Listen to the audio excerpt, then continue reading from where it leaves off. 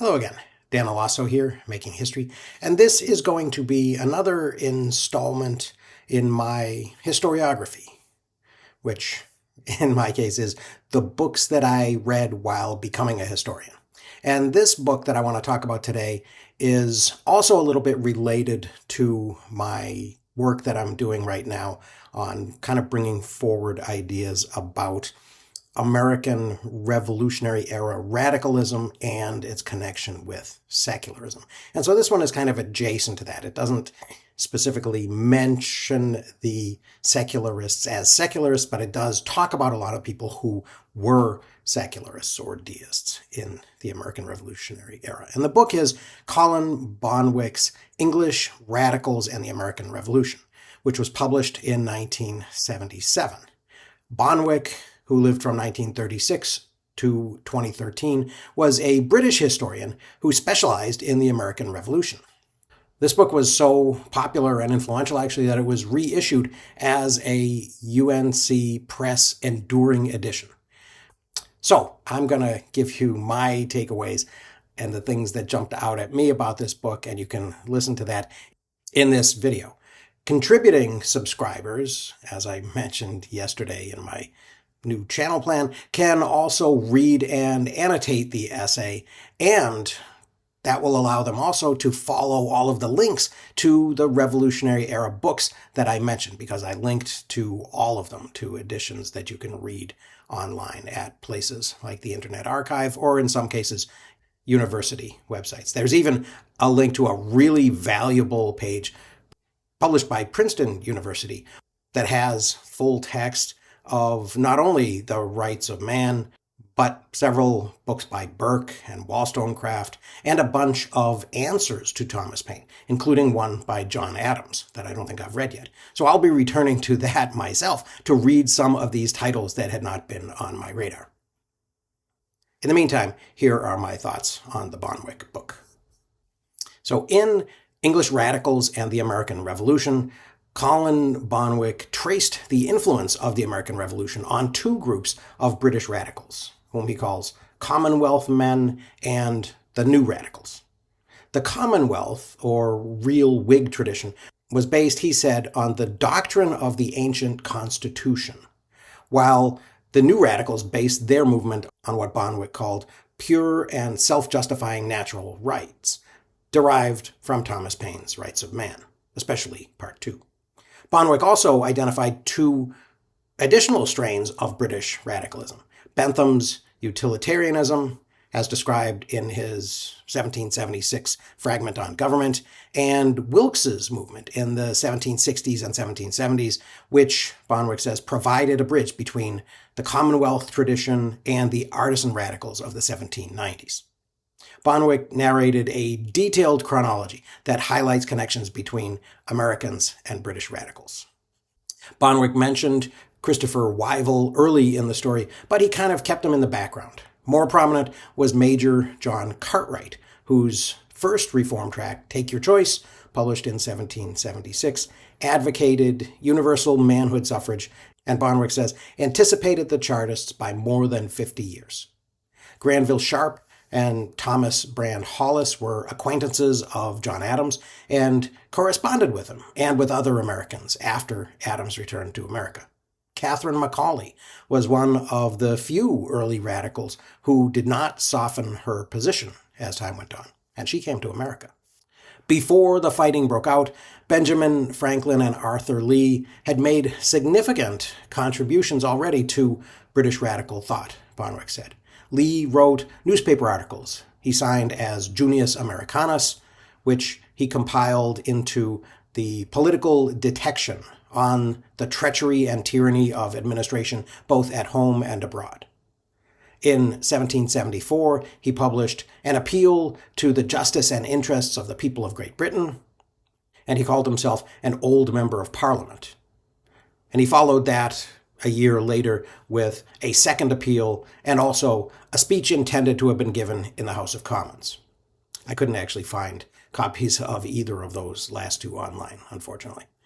Franklin wrote under his own name, and his articles were reprinted as Political Miscellanies and Philosophical Pieces.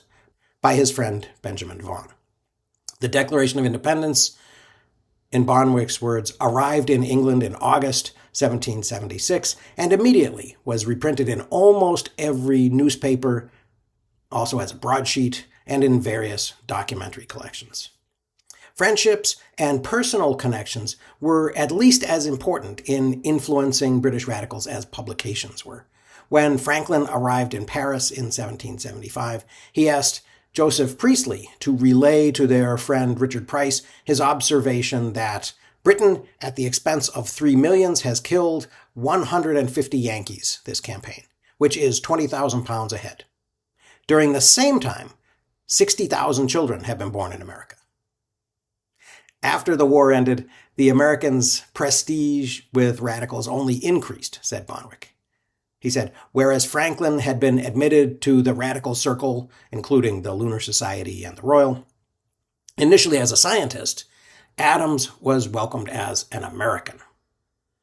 Adams's elitist book, Defense of the Constitution and Government of the United States of America, which he hoped would communicate his Federalist ideals to, in his words, some of the enlightened friends of liberty here, was embraced by the more conservative Commonwealth men as a rational and very recognizable approach to government. Older radicals like Brand Hollis clung to the idea that America had taken a step away from complete democracy, Bonwick said, especially after 1789. He said, Priestley thought that the Americans were imitating the British civil constitution and adopting a form of government similar to the British. He went on, Adams' arguments brought the American model closer to the structural forms of English constitutionalism. Radicals believed the American example demonstrated the feasibility of political reform in their own country. Then he says, Catherine Macaulay was the only English radical to have visited the United States since its independence. She stayed with the Washingtons and corresponded with them after her return to England. He went on to say, after reading some anti-Federalist pamphlets sent by Mercy Warren, her reservations grew stronger, that America had retreated too far from the rights for which Americans had fought. Only her personal faith in Washington convinced her that, as president, he would safeguard those rights. The French Revolution changed everything. In Bonwick's narrative, it caused Commonwealth radicals to reevaluate their reform agenda, even as it sparked a new radical generation that expanded much more widely into the artisan communities of London and other cities. Many older radicals, in his words, continued to attach greater importance to America's libertarianism, while some of the new men were particularly impressed with the egalitarianism they believed to be inherent in American society. Bonwick wasn't entirely clear exactly what the difference between those two positions was. The only significant difference seems to be their audiences. He said, when the Birmingham Society for Constitutional Information told readers of a broadsheet, "You have rights equal to all," they were saying nothing that was new in itself. What was remarkable was that they were addressing workmen. The new generation of radicals was born in December 1791, Bonwick says, when a group of artisans formed a constitutional society in the new industrial town of Sheffield. Shortly afterward, and partly in emulation, the London Corresponding Society, LCS, composed chiefly of tradesmen and shopkeepers, was founded. Thomas Hardy, shoemaker, secretary, and organizer of the LCS, had read extensively in the earlier tracts of the SCI, given him by Brand Hollis, and pamphlets by Sharp, Cartwright, Jebb, and Price. While the older radicals like Hollis and Sharp continued corresponding with John Adams and Benjamin Rush, the younger men focused on Thomas Paine and Joel Barlow of Connecticut. Barlow had arrived in London in 1788, shortly after his pamphlet The Vision of Columbus. In 1792, Barlow reached prominence with the publication of Advice to the Privileged Orders in the Several States of Europe, which, he said, discussed principles enunciated by Price in his notorious Discourse on the Love of Our Country. And there are links to all of these in the text, so you can go read them yourself. Paine Bonwick says, arrived in England with a ready-made reputation based on common sense, and quickly made contacts with a wide range of politicians, from Edmund Burke to Brand Hollis. Quoting E.P. Thompson, Bonwick said, Paine gave English people a new rhetoric of radical egalitarianism, which touched the deepest responses of the free-born Englishman and which penetrated the sub-political attitudes of the urban working people.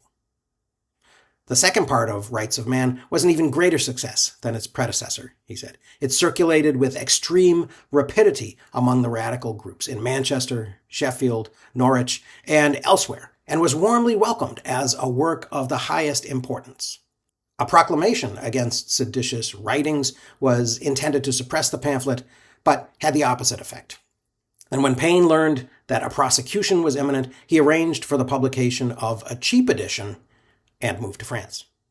Hundreds of thousands of copies were sold within a few years. To supplement them, 5 editions and 10 variants of Common Sense were published between 1791 and 1793, and the SCI distributed 12,000 copies of his letter to Secretary Dundas. So, what I learned from this is that the American Revolution remained very present in the minds of British radicals, although there was wide variation in their response to it. LCS co-founder John Thelwell, who claimed to speak for the desperately poor, remarked that the American people had too much veneration for property, religion, and law. Joseph Gerald, a leading LCS theoretician, saw a Garden of Eden whose structure and values were the antithesis of England. Bonwick concludes, by the middle of the 1790s, many old radicals were appalled by the horrible excesses of the French Revolution and used American experience to redress these extremist tendencies. Christopher Wyville strongly disapproved of the prosecution of Paine, but feared that the extremists would take over the SCI. Cartwright shared some of Wyville's suspicions and worked hard to counteract Paine's republicanism, while Brand Hollis denied rumors that he saw the Rights of Man prior to publication and reportedly refused Paine financial help when he was in difficulties. Bonwick concludes, Commonwealth men saw America in light of their own needs, following the Adams model in preference to the Pennsylvania model of a unicameral legislature. But he also says, shortly before her death, Catherine Macaulay told Washington that she had abandoned her preference for the American system in favor of the French unicameral model. And I think that's a very interesting point, this tension between the American Revolution and the French Revolution, which I've mentioned before in recent posts and which I will come back to. But that's what I got from Colin Bonwick, and that's what I've got for you today. So I hope you found this a little bit interesting. Thank you very much for watching, and I will see you again very soon.